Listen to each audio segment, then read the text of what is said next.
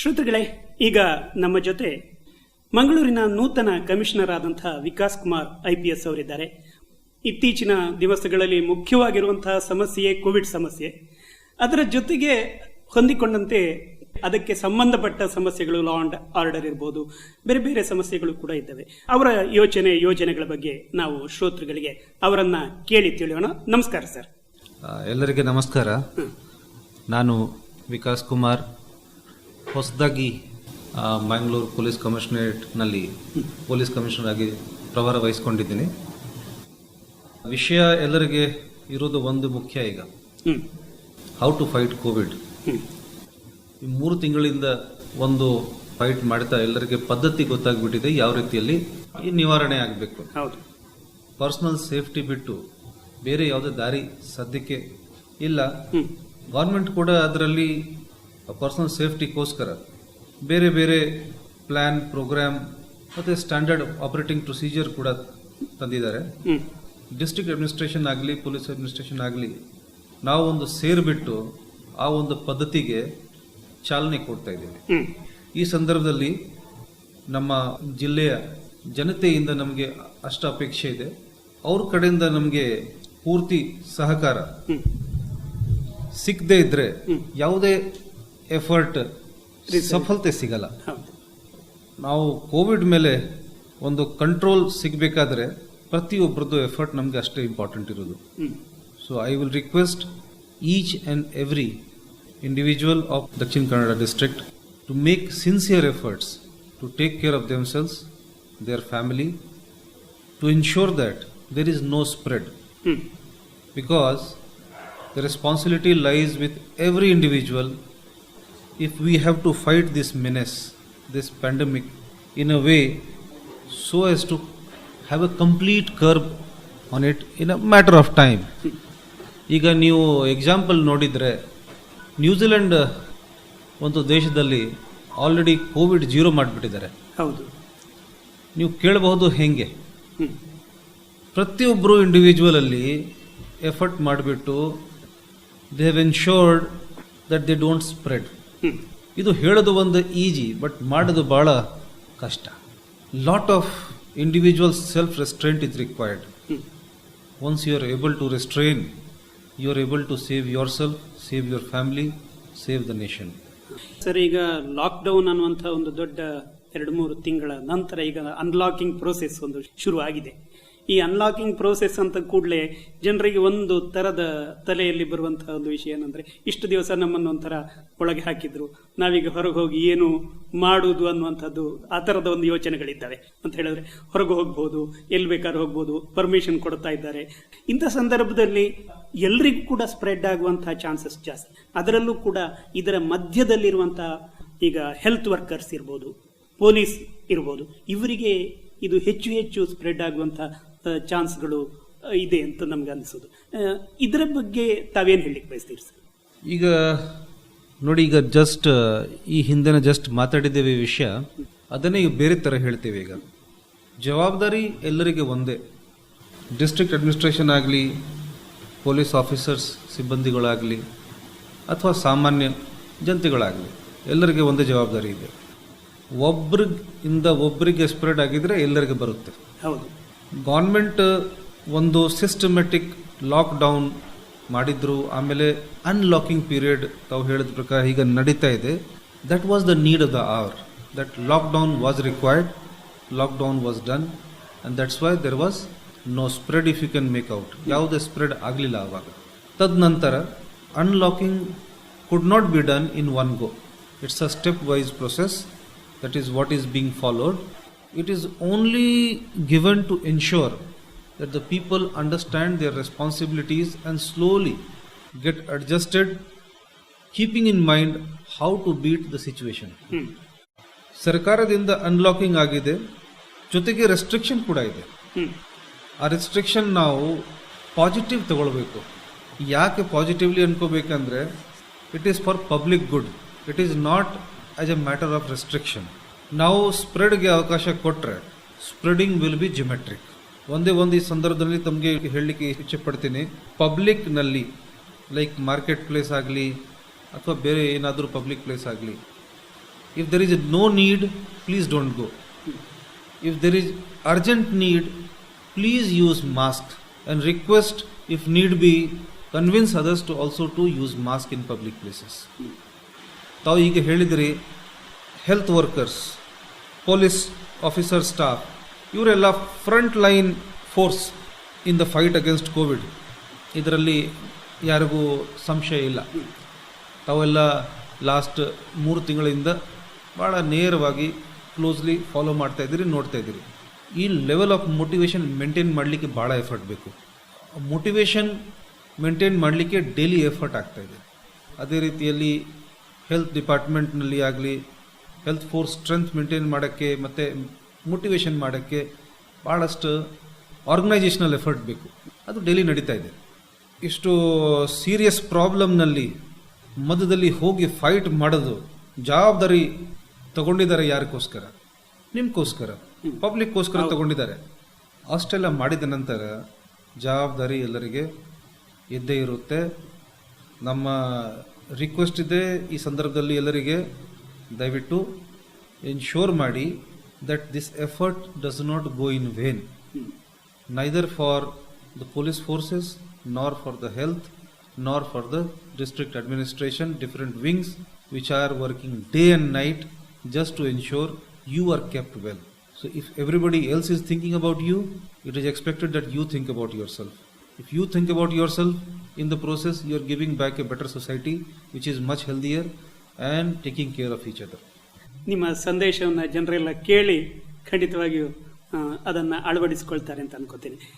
Sir, ಈಗ ನಾನೀಗ ಮೊದಲು ಹೇಳಿದ ಹಾಗೆ ಪೊಲೀಸ್ ಮತ್ತೆ ಈ ಹೆಲ್ತ್ ವರ್ಕರ್ಸ್ ಅನ್ನೋದು ಫ್ರಂಟ್ ಲೈನ್ನಲ್ಲಿರೋರು. ಈಗ ಪೊಲೀಸರಿಗೆ ಈ ಕೋವಿಡ್ ಬರುವಂತಹ ಪ್ರಮಾಣ ತುಂಬ ಜಾಸ್ತಿ. ಅಷ್ಟಾಗುವಾಗ ಅವರಿಗೆ ಒಂಥರ ಹೆದರಿಕೆ ಇರೋದಿಲ್ಲ ಸರ್? ಇದು ನಾವು ಒಂದು ಬ್ಯಾಲೆನ್ಸ್ ಮಾಡೋದು ಸಿಚುವೇಶನಲ್ಲಿ ಇದ್ದೀವಿ. ಈಗ ಪೊಲೀಸ್ ಒಂದು ಜವಾಬ್ದಾರಿ ಒಂದು ತಗೊಂಡು ನಮಗೆ ಸಮಾಜ ಬಗ್ಗೆ ಡೈರೆಕ್ಟ್ ರೆಸ್ಪಾನ್ಸಿಬಿಲಿಟಿ ಇದೆ. ಈ 15 to 20 lakh ಪೀಪಲ್ ಜವಾಬ್ದಾರಿ ನಮ್ಮ ಮೇಲೇನೂ ಡೈರೆಕ್ಟ್ಲಿ ಇದೆ. ಜೊತೆಗೆ ನಮ್ಮ ಆಫೀಸರ್ಸ್, ಸ್ಟಾಫ್, ನಮಗೆ ಯಾರು ಫ್ರಂಟ್ ಲೈನ್ ವಾರಿಯರ್ಸ್ ಆಗಿ ಕೆಲಸ ಮಾಡ್ತಿದ್ದಾರೆ ಅವರು ಕೂಡ ನಮ್ಮ ಜವಾಬ್ದಾರಿನೇ. ಈ ಎರಡು ಮಧ್ಯದಲ್ಲಿ ನಾವು ಬ್ಯಾಲೆನ್ಸ್ ಮಾಡಿ ಹೋಗಬೇಕು.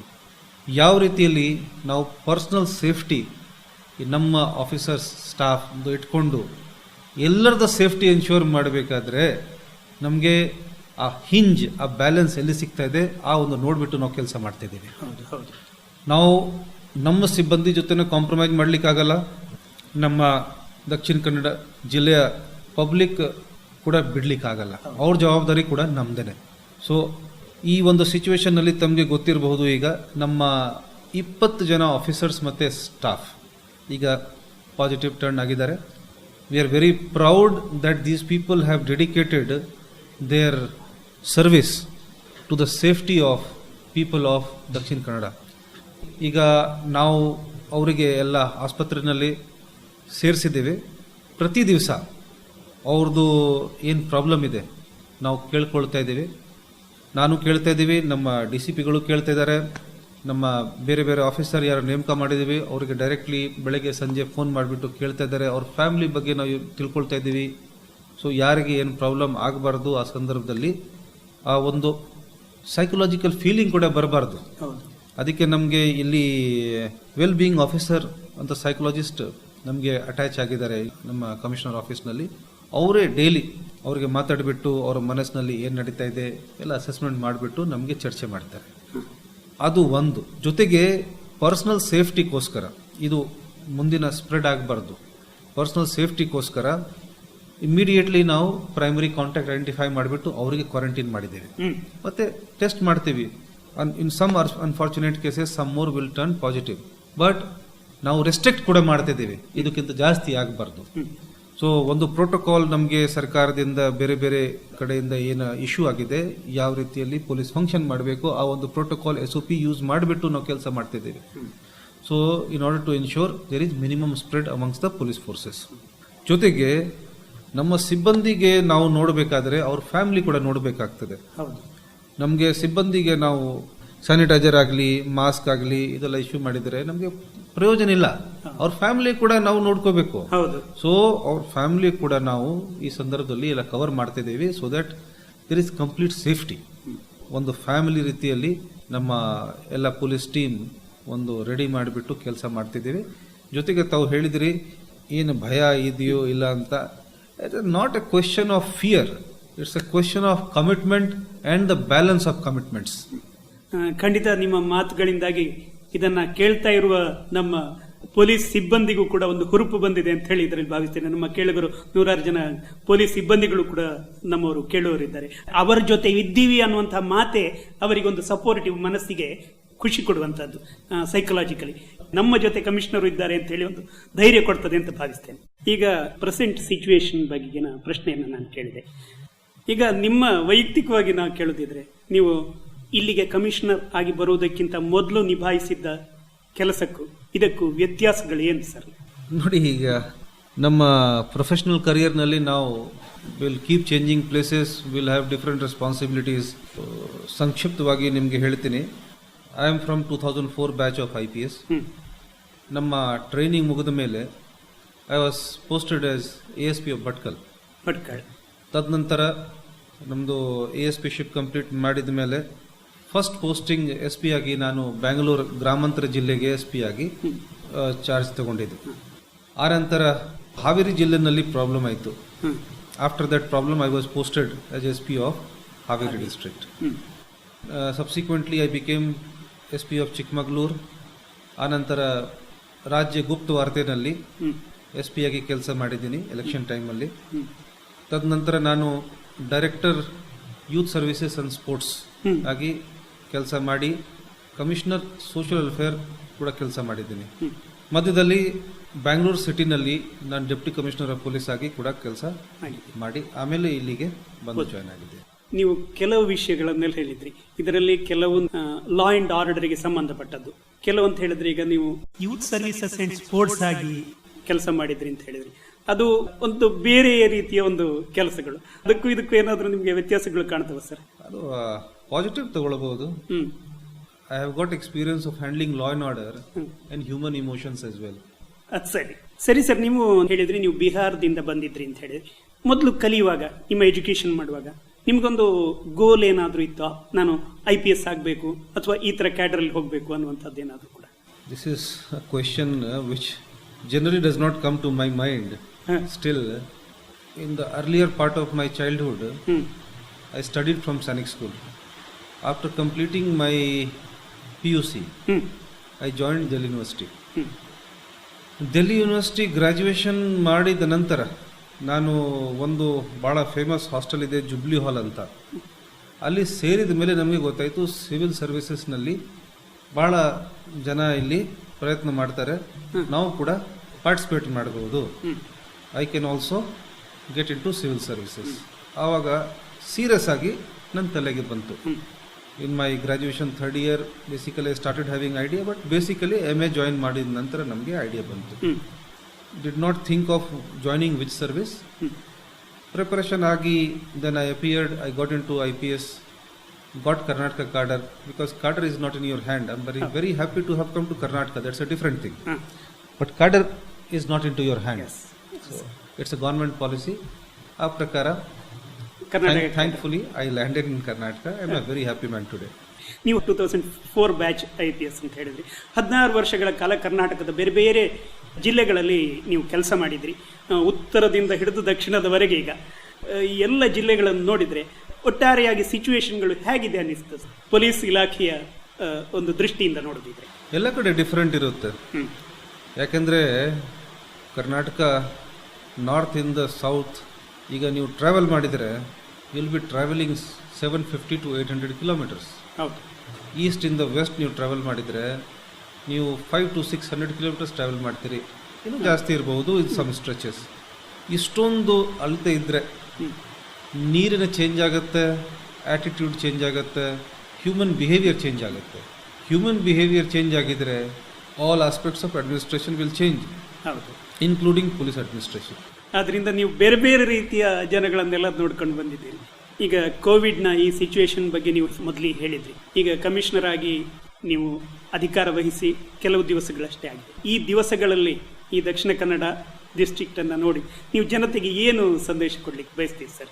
ಈ ಒಂದು ಸಿಚುವೇಶನ್ ಹೇಗಿದೆ ನೋಡಿ, ಹೊಸದಾಗಿ ಒಂದು ಜಾಗನಲ್ಲಿ ಬಂದ ಮೇಲೆ ಎಲ್ಲರಿಗೆ ಸಿಗಬೇಕಾಯಿತು, ಮಾತಾಡಬೇಕಾಯಿತು.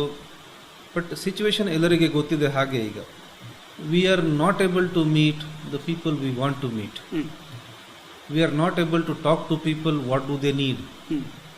Despite of that, we understand the need of the hour is fixed.